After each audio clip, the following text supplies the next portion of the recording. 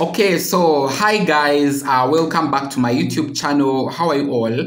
I hope that you are fine, amazing and popping. Welcome back to another video, welcome back to another vlog. So before actually renting out a house here in Kampala, Uganda, there are a lot of different considerations you have to keep a keen eye on. In today's video, I'm going to be sharing my electricity, water and rent bill as a 22-year-old person living here in Kampala, Uganda, and 3 things you actually need to do before renting out a house in order to get an affordable, comfortable and above all secure place here in Kampala, Uganda. Before that, if you are not yet subscribed to the channel, make it a point that you subscribe to my YouTube channel, you like, you comment, you share out with friends and family. Yes. You guys, the first thing I want to talk about is my rent. So if you have been a long honey of mine, you probably know that I've been in this place now, I think for the last around, it is coming to actually around 3 months. If I'm not very mistaken. I think I moved into this place around the end of last year. This is a 2-bedroom house. It has 1 kitchen area, 1 balcony area, which is actually very, very huge or humongous. According to the price, it has 1 living space, 2 toilets, and of course, bathrooms. So this was 350,000 Ugandan shillings. That is the amount of rent that actually I'm paying every month. So I've written down everything, especially for my subscribers out of the country, people in America.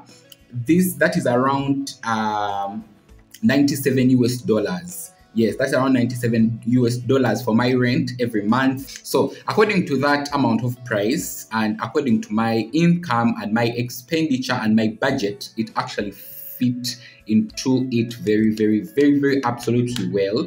And let me tell you a funny story. I think this is not the first time actually I'm talking about this.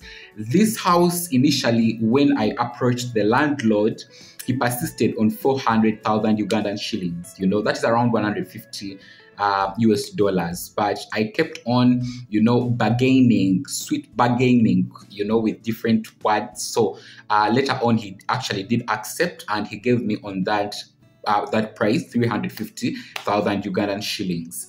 So the other thing I want to talk about it is water. So every unit of water here in Kampala, Uganda, according to the area I'm in, this is the central part of Uganda and specifically in Kampala, every unit runs for around 2,000 to 2,500. So that is around, in dollars, that is around 0.5 cents. Is it? And in euros, that is around 0.43 cents, of course, in euros. Even doesn't make up to €1. So every month I can use around, when it comes to water, I can use around 3 units to 4 units.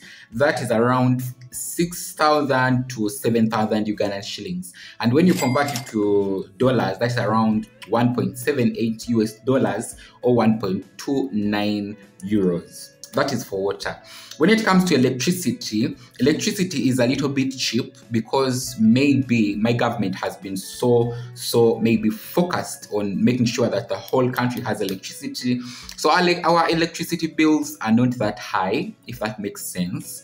A unit currently runs from around 729 to around 1,000 Ugandan shillings. It bases on the area you are in. For example, if you are in Jinja, a unit is going to be lesser than if you are in here in Kampala, So that means that here in Kampala, Uganda, 1 unit like this is a little bit high than those places that are nearer to the different dams and electricity generating powers, in simple terms. So every month, before that, a unit is 1,000 here where I am. In dollars, that is around 0.27 cents. Dollar cents, and in euros that is around 0.22 euro cents. So every month I can use around 5 to 7 units of electricity. Yes, in simple terms. And that brings me in my currency here around 7,000 Ugandan shillings, around nusu kasanvu. And when you convert it to, you can guys convert it, I think now to euros or dollars, 7,000 Ugandan shillings. And I want to say that the total amount of money I actually do spend on my rent, my electricity, and my water every month. This is for every month, it is around 364,000 Ugandan shillings. 364,000 Ugandan shillings. It's around 101.37 US dollars. I think, guys, you can now convert it to euros. Every month, that is enough to cover my rent, my electricity, and my water without actually adding on food or anything, or any added allowances, you know, something like that, you know. And the main reason why actually I want to share this real quick, it's because a lot of people actually do send me different messages about different areas they want to live in, but they don't have a clue on it. And hopefully that this information helps in one way or another. Before actually I dive into on the different tips I want to give you in order to get a very comfortable, affordable, and above all secure place, is that please, first of all, subscribe to my YouTube channel if you're not yet subscribed. Like, comment, let me know in the comment section below which part of Kampala you are in currently, and if you have ever been in Uganda, which part of Uganda were you living in, and what was your total minimum, you know, monthly bills when it comes to rent, electricity, and water. This information is very, very important, not only to me and to other people who are going to be, you know, watching this video. And this brings me to the first thing. This is, don't be persuaded to sign that contract by blockers' words. Guys, I've been there, and the only thing that these guys can, for them, they just want off their percentage. Because if you don't know how blockers make money, if they get you a house, they are sure that the landlord is going to be able to give them a percentage for bringing you to that particular property. And most of the time, they tend to sweet talk. And when they sweet talk you, you might end up making a very, very bad decision of accepting the property or the house, which might land you into a financial crisis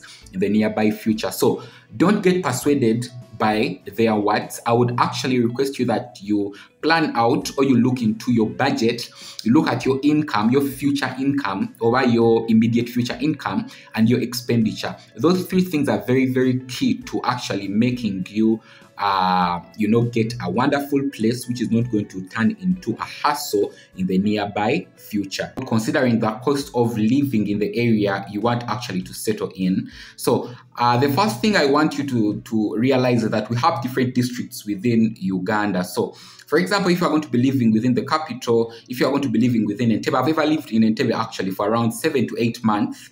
I think I did document that. If you are interested in watching that, I'm going to be leaving the links in the description box below to that particular playlist. But what I'm trying to say is that every district and every area actually calls for a specific cost of living.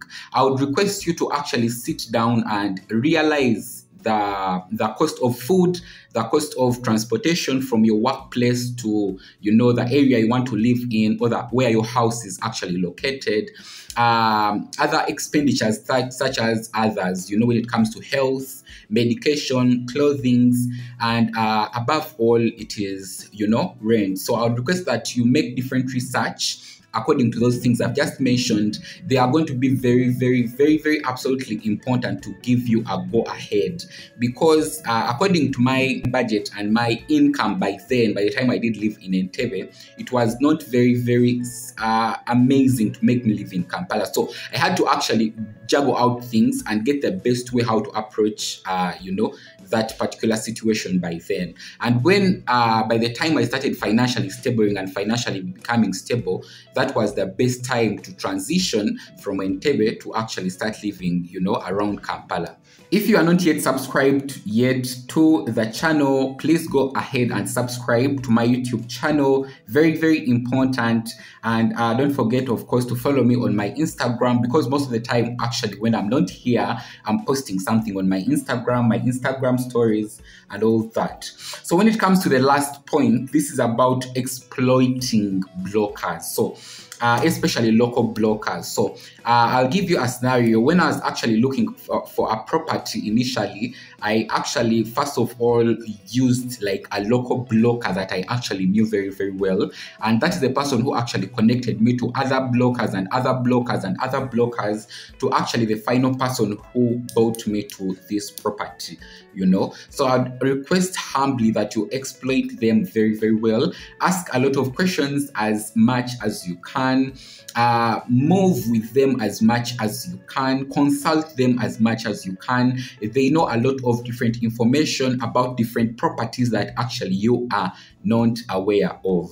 Yes, and above all, you'll be able to spend less time. Though they are going to be getting a percentage on that money or your first down payment to your landlord, you are going to be very, very happy because you're going to spend less time. You're going to be able to get a beautiful, amazing place, and above all, it is going to be a very, very, very nice experience, you know, because you know that you are having some people you're actually moving with who know the place, who know the area, and all that other stuff. So thank you very much, you guys, for watching today's vlog. I appreciate you from the bottom of my heart.